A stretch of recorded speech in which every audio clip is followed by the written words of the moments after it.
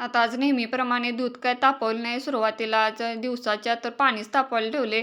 आता लहान मुलाप्रमाणेच खेळूया म्हटलं. जेवणा-पाण्याचा खेळ तर असाच चालू होतं. थोड्या-थोड्या पातेल्यामध्ये बारक्या-बारक्या पाणी तापवत होते आणि असा खेळ माझा सकाळ-सकाळी चालू झाला. कारण सांगते का जर बंद पडला होता आणि मोठ्या पातेल्यात इतकं काय लवकर तापणार नाही म्हणून अशी छोटी-छोटीच पातेली मी ठेवलीत आणि सगळ्यांची अंघोळ अशी पातेली तापवूनच केलीत आणि जेवणामध्ये म्हणजे मुलाला भाजीला काय नव्हतं म्हणून मी अशा बेसनच्या पोळ्या केल्या आणि हे बुक्केमधली फुलं काढून मिस्टरांनी कुंडीमध्ये लावल्यात. ती फांदी लावल्यावर तर उगवतात असं मला पहिल्यांदाच कळलं आणि नाश्त्याला पोहे बनवले होते नेहमीप्रमाणे आणि दूध आत्ता मी तापायला ठेवलं. माझी अंघोळ करून मी आले आणि मुलाला चपात्या करून द्यायच्या होत्या. तेच चालू होतं. इकडे चपाती, भात, भाजी, आमटी असं जेवण सकाळचं होतं.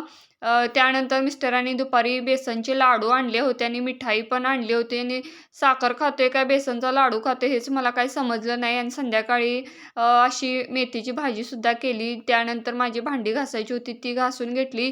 इतक्यात बाहेर गायरांचा आवाज आला म्हणून गाई-गुरं चरायला येतात दारात. तीच नेहमी मी बघते त्या पद्धतीने बघितलं त्यांना आणि बाय-बाय केलं आणि आत आले. माझी कपडे घड्या मारायची होती तीच मारत बसले आणि परत संध्याकाळच्या जेवणाला मला वरणा करायचा होता. ओला वरणा. आता ते काय मिस्टर खाणार नाहीत, काय नाहीत. त्यांच्यासाठी वेगळंच करायला लागणार. चला म्हटलं खाऊ देत, नाही खाऊ देत, आपण तरी खाऊन घेऊया आणि सगळं माझं जेवण वगैरे झालं. सगळा किचन कट्टा साफसफाई केली. चला उद्याच्या मिनी ब्लॉगमध्ये भेटू. चला बाय.